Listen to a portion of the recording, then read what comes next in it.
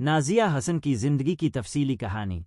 نازیہ حسن پاکستان کی پہلی پاپ گلوکارہ تھیں جنہوں نے نہ صرف پاکستانی میوزک انڈسٹری بلکہ برصغیر میں پاپ میوزک کو ایک نیا رنگ دیا۔ ان کی زندگی کامیابی، جدوجہد، شہرت اور المیہ کا امتزاج تھی۔ آئیے ان کی زندگی کی تفصیلی کہانی پر نظر ڈالتے ہیں۔ ابتدائی زندگی اور تعلیم۔ نازیہ حسن 3 اپریل 1965 کو کراچی، پاکستان میں پیدا ہوئی۔ ان کا تعلق ایک تعلیم یافتہ اور خوشحال خاندان سے تھا۔ ان کے والد بصیر حسن ایک بزنس مین جبکہ والدہ منیزہ بصیر ایک سوشل ورکر تھیں۔ نازیہ کو بچپن سے ہی موسیقی سے لگاؤ تھا اور وہ بہت چھوٹی عمر میں گانا گانے لگی تھی۔ انہوں نے ابتدائی تعلیم کراچی گرامر اسکول سے حاصل کی اور بعد میں لندن چلی گئیں جہاں انہوں نے بزنس ایڈمنسٹریشن اور لا کی تعلیم مکمل کی۔ میوزک کی دنیا میں قدم۔ نازیہ حسن کو بچپن سے ہی موسیقی سے محبت تھی مگر ان کا باقاعدہ میوزک کیریئر صرف 15 سال کی عمر میں شروع ہوا۔ انہیں 1980 میں مشہور بھارتی فلم پروڈیوسر اور موسیقار بپ نہری نے موقع دیا کہ وہ فلم قربانی کے لیے ایک گانا گائے۔ یہ گانا تھا اب جیسا کوئی میری زندگی میں آئے، جو ریلیز ہوتے ہی پورے برصغیر میں مقبول ہو گیا۔ اس گانے کی کامیابی نے نہ صرف نازیہ حسن کو راتوں رات سپر اسٹار بنا دیا بلکہ پاکستانی اور بھارتی میوزک انڈسٹری میں ایک نئے میوزیکل ٹرینڈ کی بنیاد رکھ دی۔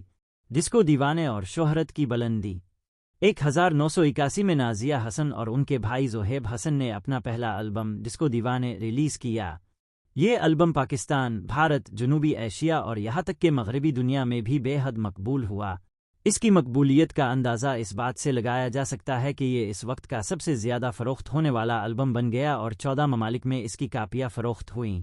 اس کے بعد نازیہ اور زہیب نے کئی اور البمز ریلیز کیے جن میں Boom Boom 1982، Young Tarang 1984، Hotline 1987 اور کیمرہ کیمرہ 1992 شامل تھے۔ نازیہ حسن کے گانوں کی خاص بات یہ تھی کہ وہ مغربی موسیقی اور مشرقی روایات کو یکجا کرتی تھیں۔ ان کا انداز، گانے کی اسٹائل اور دھنیں اس وقت کے عام گانوں سے بالکل مختلف تھیں جس کی وجہ سے نوجوان نسل انہیں بے حد پسند کرتی تھی۔ ایوارڈز اور عزت افزائی۔ نازیہ حسن کو اب جیسا کوئی کی کامیابی پر فلم فیئر ایوارڈ دیا گیا اور وہ یہ ایوارڈ حاصل کرنے والی پہلی پاکستانی گلوکارہ بن گئیں۔ انہیں کئی ملکی اور بین الاقوامی اعزازات بھی ملے جن میں P T V awards, golden disk awards اور BBC ریکارڈ بریکنگ ایوارڈ شامل ہیں۔ وہ پاکستان میں پاپ میوزک کی بانی سمجھی جاتی ہیں اور آج بھی ان کے گانوں کو شوق سے سنا جاتا ہے۔ ذاتی زندگی اور شادی۔ نازیہ حسن کی زندگی کا ایک افسوسناک پہلو ان کی ذاتی زندگی تھی۔ انہوں نے 1995 میں مرزا اسد بیگ سے شادی کی مگر یہ شادی کامیاب نہ رہی اور 2000 میں طلاق ہو گئی۔ ان کی شادی شدہ زندگی میں کئی مشکلات آئے اور نازیہ حسن کے قریبی دوستوں کے مطابق وہ اپنی شادی سے خوش نہیں تھیں۔ بیماری اور افسوسناک موت۔ نازیہ حسن کی زندگی کا سب سے بڑا المیہ ان کی صحت کا بگڑنا تھا۔ 1998 میں انہیں پھیپھڑوں کے کینسر کی تشخیص ہوئی۔ وہ علاج کے لیے لندن چلی گئیں مگر بیماری مسلسل بگڑتی گئی۔